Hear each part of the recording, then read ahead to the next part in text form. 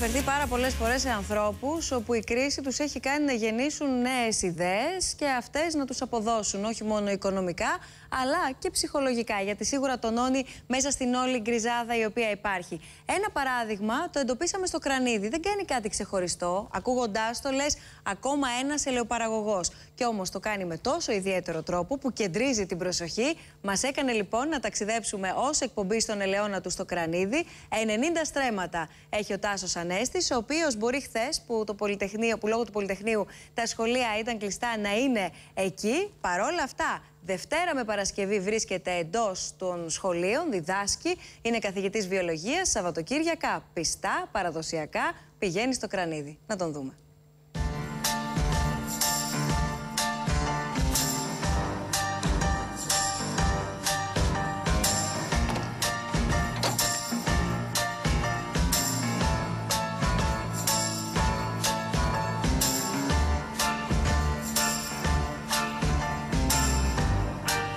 Ακροβατεί μεταξύ πόλης και επαρχίας.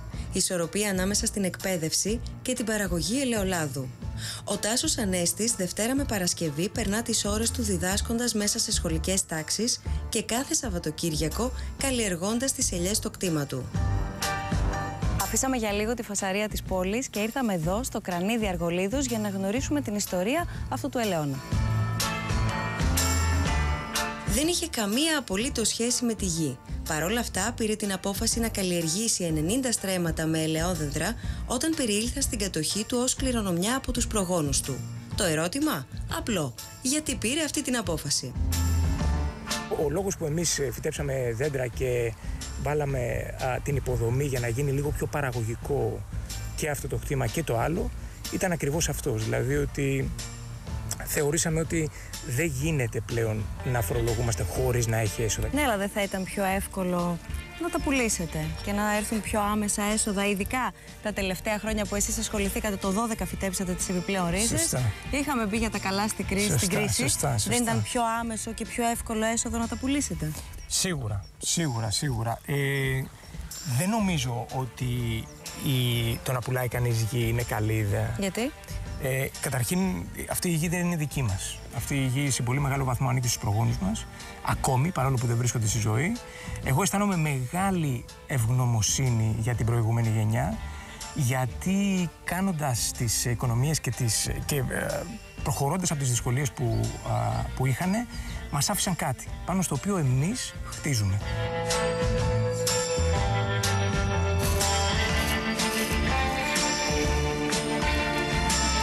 Είναι η ώρα της συγκομιδής, έτσι λοιπόν οι καρποί θα πρέπει να μαζευτούν όσο πιο γρήγορα γίνεται για να πάνε κατευθείαν στο ελαιοτρίβι.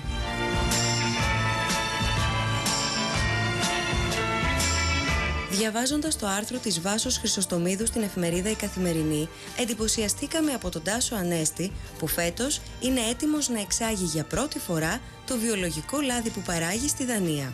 Πιο ελεύθερος εδώ ή μέσα στη σχολική τάξη? Κοιτάξτε, ενδιαφέρουσα ερώτηση.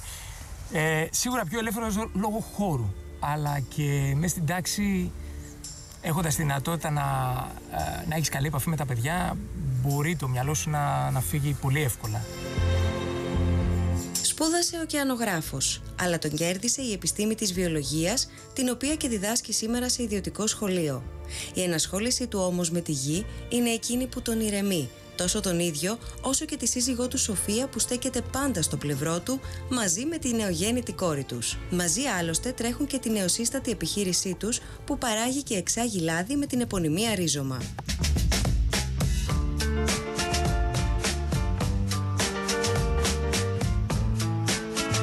Έχεστε σε επαφή με τα παιδιά πάνω στην ηλικία που καλούνται να αποφασίσουν τι θα κάνουν, τι θέλουν να σπουδάσουν, τι θέλουν να γίνουν. Και επειδή έχουμε ακούσει πάρα πολλά και έχει γίνει πολλής λόγος για τη στροφή των νέων προς τη γη, την επιστροφή των νέων στην περιφέρεια, αλλά εδώ έρχονται κάποιοι και λένε όπα, μην το λέτε έτσι απλά, γιατί λείπει η τεχνογνωσία, υπάρχει αυτό το κενό, υπάρχει αυτό το χάσμα. Εσείς από τη δική σας εμπειρία τι διαπιστώνετε? Κοιτάξτε, η αλήθεια είναι ότι υπάρχει ένα τεράστιο κενό, γιατί τα περισσότερα παιδιά δεν γνωρίζουν πολύ απλά πράγματα τα οποία θεωρούνται από το μεγαλύτερο μέρος του πληθυσμού των προηγούμενων γενιών δεδομένα. Όπως για παράδειγμα ότι Το λάδι που τρώνε βγαίνει από πολύ συγκεκριμένους καρπούς, από πολύ συγκεκριμένα δέντρα, τα οποία δεν πατάς ένα κουμπί και αρχίζουν και βγάζουν λάδι, ούτε αρχίζουν και βγάζουν ελιές. Έχουν συγκεκριμένους κανόνες, συγκεκριμένες περιόδους που χρειάζεται να κάνεις συγκεκριμένες δράσεις. Το διαδίκτυο βοηθάει ώστε να μιλήσετε και με παραγωγούς άλλων χωρών. Πάρα πολύ. Να ανταλλάξετε γνώσεις. Είναι εξαιρετικά χρήσιμο. Φοβάμαι να το πω με την ιδιότητα του δασκάλου, αλλά νομίζω ότι πολλοί θα συμφωνήσουν μαζί μου. Το διαδίκτυο ανοίγει άλλους κόσμους. Στη Χιλή, για παράδειγμα τώρα, είναι 6 μήνες νωρίτερα αυτή τη στιγμή. Άρα μια επαφή με αυτούς μπορεί κάλλιστα να σου δώσει πληροφορίες τις οποίες εσύ θα πρέπει να περιμένεις 6 μήνες για να τις λάβεις. Αυτή εδώ η ελιά. Αυτή η ελιά ανήκει στο είδος που ονομάζουμε εμείς μανάκι. Ολέα Europaea είναι το λατινικό της όνομα. Την ηλικία της θα δυσκολευτώ να σας την πω με την ακρίβεια. Πρέπει να είναι μεγάλη πάντως. Είναι πάνω από 200 χρόνια.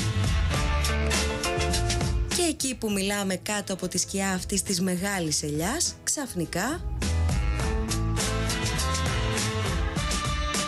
Σε τι χώρο βρεθήκαμε ξαφνικά, εκεί που ήμασταν ανάμεσα στις ελιές? Σε ένα χώρο λίγο πιο οργανωμένο, με περισσότερο μπετόν, με περισσότερο τσιμέντο, με περισσότερους ανθρώπους, πολύ περισσότερους ανθρώπους και μικρότερης ηλικίας ως επιτοπλίστων ανθρώπους. Παιδιά, στο σχολείο δηλαδή. Ένας άνθρωπος, νέος άνθρωπος της πόλης και ένας αντίστοιχα νέος παραγωγός στο Κρανίδι που βρισκόμασταν νωρίτερα, πώς μπορεί και η ισορροπία ανάμεσα σε αυτές τις δύο καταστάσεις?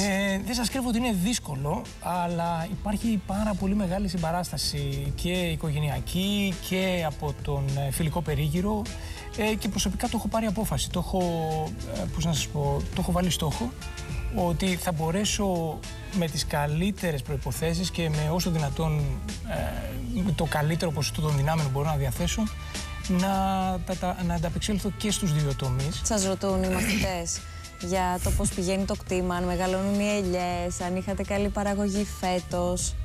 Πάρα πολύ. Ειδικά η περσινή χρονιά που τελείωσε φέτος, ναι, είχε πολύ μεγάλο ενδιαφέρον για το τι γινόταν, γιατί με βλέπανε πολύ πιο alert, πολύ πιο επαγρυπνισμένο και πολύ πιο δοσμένο σε αυτό που έκανα.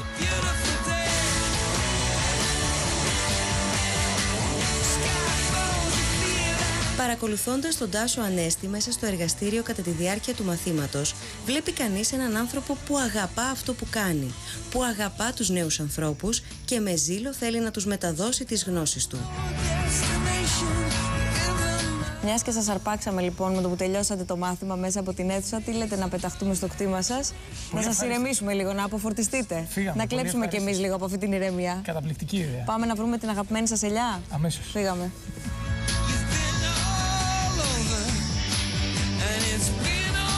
Η ελιά που πραγματικά με κέρδισε μπαίνοντας σε αυτόν τον χώρο από πολύ μικρός ήταν αυτή εδώ. Όχι μόνο για την ποικιλότητα που έχει ο κορμός της, αλλά και γιατί όταν πρωτοαγοράστηκε το κτήμα, όταν ήρθαμε δηλαδή εδώ με το παππού, αυτή η ελιά αποτελούσε το όριο του κτήματος. Και όταν καθόμαστε να τρώμε το καλοκαίρι, βάζουμε ένα τραπεζάκι εδώ, έχει πάντα πολύ φιλόξενο χώρο και πολύ παχιά σκιά. Μπορεί να μην μάθαμε καν να ξεχωρίζουμε τα διάφορα είδη ελιάς. Μπορεί επίσης να μην έχουμε άψογες γνώσεις βιολογίας, αλλά καταλήξαμε στο εξής.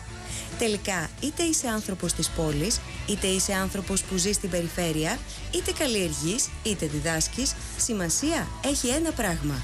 Να θέλεις να δημιουργείς και μέσα από τη δημιουργία σου να εξελίσσεσαι. Αυτό είναι που μας δίδαξε ο Τάσος Ανέστης.